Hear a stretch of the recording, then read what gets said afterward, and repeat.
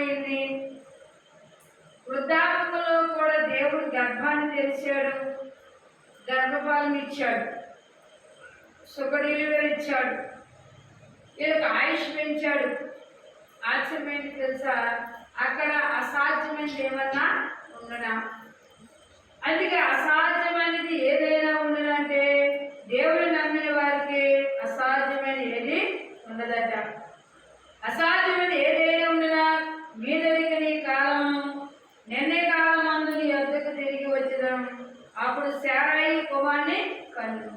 మరి మళ్ళా మేర సంవత్సరం తిరిగి వచ్చినప్పటికీ షాయే వాగోపొందు అది అన్నాడు.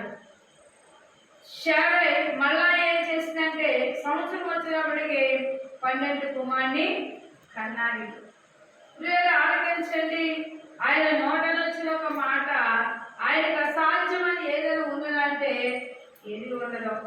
ముందు నమ్ముట, 2 విశ్వాసం, 3 అని అమ్మడించుట. ఆయన యందు స్థిరంగా నిలబడినప్పుడు ఏదైతే మనకి అడుగుచున్నామో అవన్నీ సమృద్ధిగా ఇచ్చేవాడు. దేవుని స్తోత్రములు. హల్లెలూయా. వాక్యము సెలవిస్తుంది. ఇక్కడ చూడండి, 19వ అధ్యాయము అదే వచనము.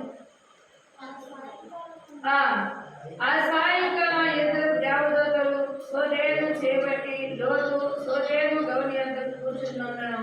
లోతు వారిని చూసి వారిని ఎదుర్కొందుకు లేచి సాష్టాంగ నమస్కారం చేసి, నా ప్రభువా, దయచేసి మీ దాసునికి వచ్చి రాత్రి వేళ వచ్చి పాలు కడుక్కొని దేవుడి తట్టు తిరిగిన లోతుకి అక్కడున్న జనాంగమని గురించి మరోసారి జ్ఞాపకం చేసుకుంటే, ఆ 2 దేవదూతలు వచ్చి ఆ యొక్క పట్టణమును కాల్చివేయాలనుకొని వచ్చారు.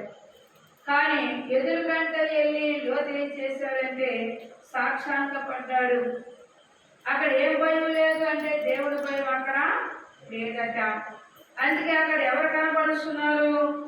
దేవుడే స్వయముగా ఆ 2 దేవదూతలను పంపించినట్లు మనం చూస్తున్నాం. ఆ యొక్క గ్రామం, ఆ పట్టణము ఏమి లేదంటే దేవుని భయం లేదు. అందుకనే అక్కడ ఏం కనపడుతుందంటే ఆ అగ్నిదూతలు వెళ్ళినట్లు మనం చూస్తున్నాం. అది ఎరిగిన విశ్వాసం కలిగిన లోతు ఎదురు చూసి ఉన్నాడు కాబట్టి సాష్టాంగపడ్డాడు. వెంటనే వారింటికి బలవంతకరంగా తీసుకెళ్ళాడు. తనను రక్షించుకున్నాడు. తన కుటుంబం రక్షించుకోవడానికి తన వైపు తీసుకెళ్ళినట్లు చూస్తున్నాం. కానీ ఆ రేత్రి ఎల్లగొచ్చిన తర్వాత ఈదులో ఎల్లగొచ్చుకోమన్నారట. అయినా మీరు మా ఇంటికి రండి, రాత్రి వెళ్ళగొచ్చుదని చెప్పేది. అయినా అతను మిక్కిలి బలవంతం చేసినప్పుడు అతని తట్టు తిరిగి అతను ఇంట ప్రవేశించింది. కానీ అతను వారి విందు చేసి పొంగని రొట్టెలను కాలువగా వారు భోజనం చేసి